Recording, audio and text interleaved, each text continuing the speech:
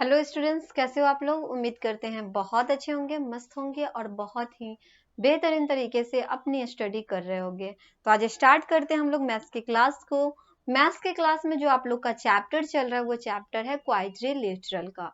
Quadrilateral के chapter में हम आप लोगों को एक्सरसाइज कवर करा रहे थे, जिसमें एक्सरसाइज 15 चल रहा था।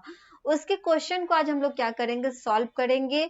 उसमें का कुछ क्वेश्चन आप लोग का कंप्लीट हो गया है, कुछ आप लोग का बाकी रह गया है। तो चलो देखते हैं कौन कौन से क्वेश्चन आप लोगों के कंप्लीट है और कौन से क्वेश्चन आप लोगों का बाकी रह गया है।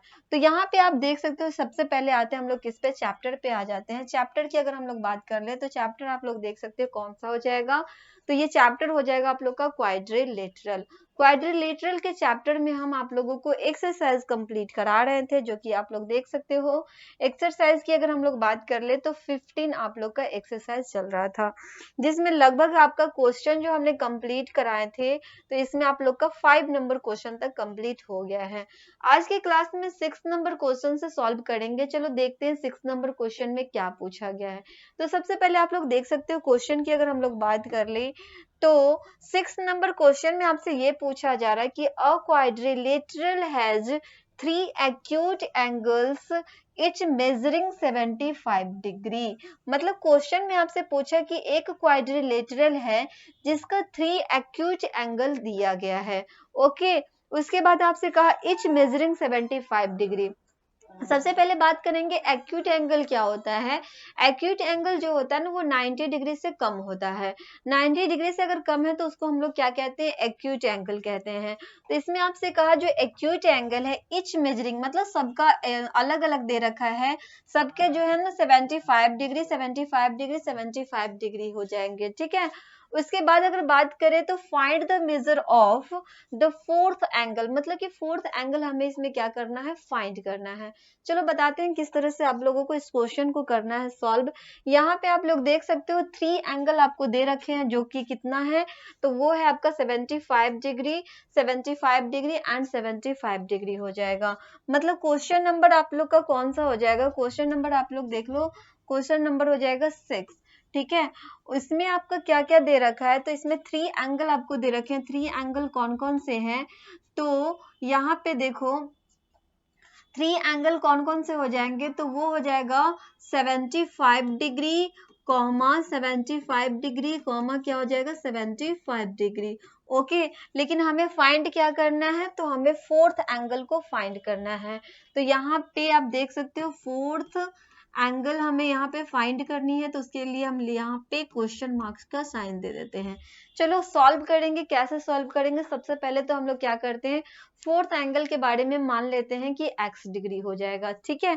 तो यहाँ पे लिखेंगे हम लोग क्या, let the fourth angle let the fourth angle let the fourth angle be x degree. हमने मान लिया कि जो फोर्थ एंगल है वो कितने डिग्री का है, तो x डिग्री का है। फिर हमें ये पता है कि जो फोर्थ एंगल, चारों एंगल का जो सम होता है वो कितना होता है, 360 डिग्री होता है। तो उसके लिए लिखेंगे क्या, यहाँ पे लिखेंगे we know that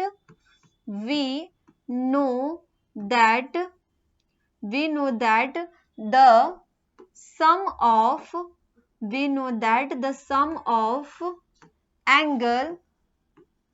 sum of angle of quadrilateral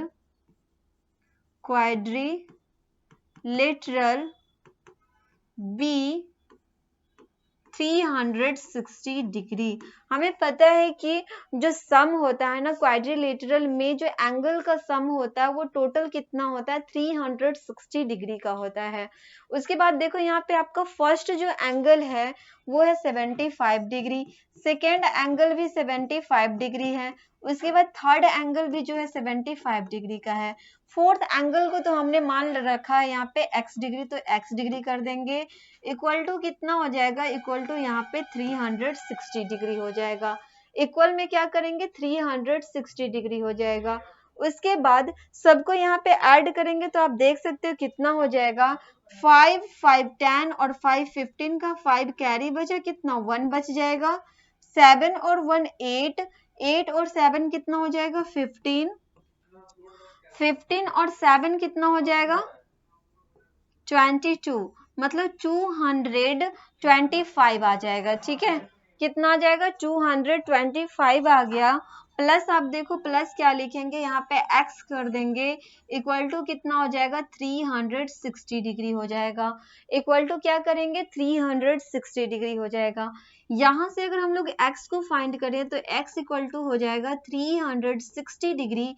ये जो 225 है ना, 225 है, जो कि इक्वल के जब दूसरे साइड में जाएगा तो किस में चला जाएगा, निगेटिव में जाएगा, मतलब -225 कर देंगे। यहाँ पे जब x का वैल्यू फाइंड करेंगे तो देख सकते हो 10 में से 5 जाएगा 5, 7 में से 2 जाएगा तो कितना बचेगा 5, और ये कितना हो, सॉरी एक मिनट, यहाँ पे 10 में से 5 जाएगा तो 5 बचेगा, ये 5 में से 2 जाएगा तो 3, और 3 में से 2 को माइनस करेंगे कितना आ जाएगा 1 आ जाएगा। मतलब फोर्थ वाले जो एंगल है वो कितने डिग्री का होगा, तो वो हो जाएगा 135 डिग्री का। फोर्थ जो एंगल है कितने डिग्री का हो जाएगा, तो वो हो जाएगा 135 डिग्री का। क्लियर है ये क्वेश्चन? तो क्वेश्चन नंबर 6 आप लोग का हो गया है कंप्लीट। बढ़ते हैं नेक्स्ट क्वेश्चन की तरफ, क्वेश्चन नंबर 7 पे आते हैं, देखते हैं 7 नंबर क्वेश्चन में क्या पूछा गया है। क्वेश्चन नंबर 7 में आप लोग देख सकते हो इसमें क्या कहा जा रहा है। इसमें कह रहा है कि 3 angles of a quadrilateral are equal and the measure of the fourth angle is 120 degree. इस क्वेश्चन में भी आपसे वही बात पूछा गया है कि जो 3 एंगल है ना वो इक्वल है। 3 एंगल क्या दिया गया है, इक्वल दिया गया है, और जो फोर्थ एंगल है वो 120 डिग्री है।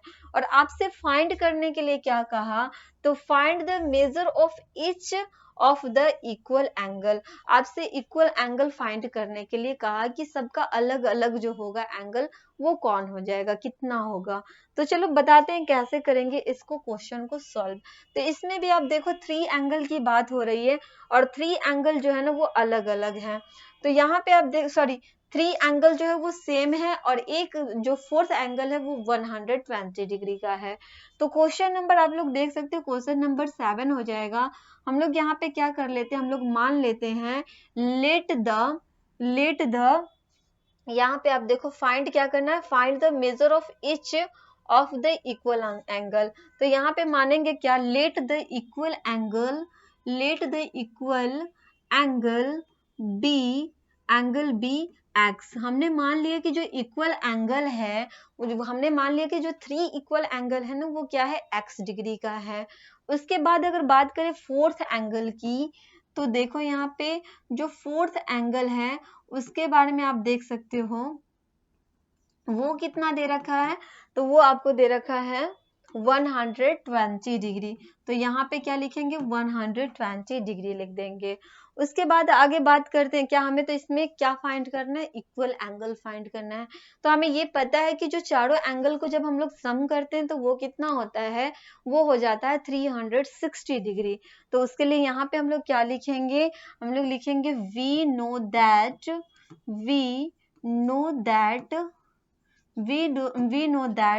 the sum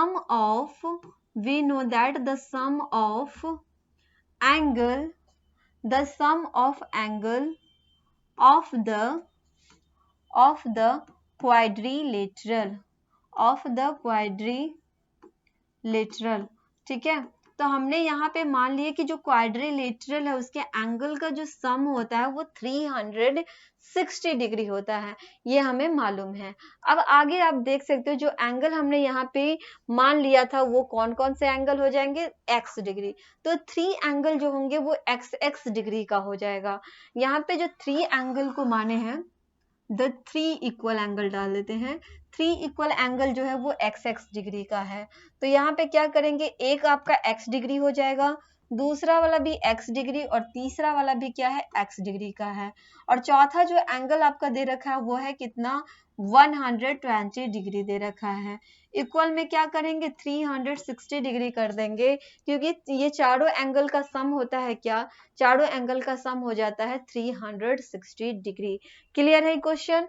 चलो आगे इसमें क्या करेंगे, जब इसको ऐड करेंगे तो आप देख सकते हो ये कितना हो जाएगा, 3x प्लस क्या हो जाएगा 120 डिग्री इक्वल हो जाएगा कितना 360 डिग्री हो जाएगा। ओके, इक्वल कितना हो जाएगा 360 डिग्री हो जाएगा। आगे अगर बात करें तो आप देख सकते हो 3x इक्वल टू क्या लिखेंगे, 3x इक्वल टू क्या हो जाएगा, तो 3x इक्वल टू हो जाएगा, ये क्या करते हैं 120 को इक्वल के इधर साइड भेज देते हैं, तो 360 में से ये जो प्लस में 120 डिग्री है उसको जब हम लोग इक्वल के दूसरे साइड भेजेंगे तो वो माइनस में आ जाएगा, मतलब माइनस 120 डिग्री हो गया। क्लियर है। आगे आप देखो 3x इक्वल टू हो जाएगा, यहाँ पे माइनस करेंगे तो 0 में से 0 को माइनस करेंगे 0, 6 में से 2 को माइनस करेंगे 4 और 3 में से 1 को माइनस करेंगे कितना बच जाएगा, 2 बचेगा। ओके, उसके बाद अगर हम लोग x इक्वल टू लिखें तो 240 बाई क्या हो जाएगा 3 हो जाएगा। 3 से इसको काटेंगे 3 8 जा 24, मतलब x इक्वल टू हमें कितना आ गया है 80 डिग्री आ गया है। x इक्वल टू कितना आ गया है, तो 80 डिग्री आ गया है, मतलब वो जो 3 एंगल है वो कितने कितने डिग्री का हो जाएगा, तो 3 एंगल जो है वो 80 डिग्री का हो जाएगा, मतलब 80 डिग्री 80 डिग्री कॉमा 80 डिग्री भी लिख सकते हैं, और चौथा जो एंगल है वो ऑलरेडी 120 डिग्री का है। क्लियर है ये क्वेश्चन। तो ये क्वेश्चन भी आप लोग का हो गया है कंप्लीट, जो कि क्वेश्चन नंबर 7 है, और जो नेक्स्ट क्वेश्चन उसको हम नेक्स्ट क्लास में बताएंगे। ठीक है, तब तक के लिए बाय एंड थैंक यू।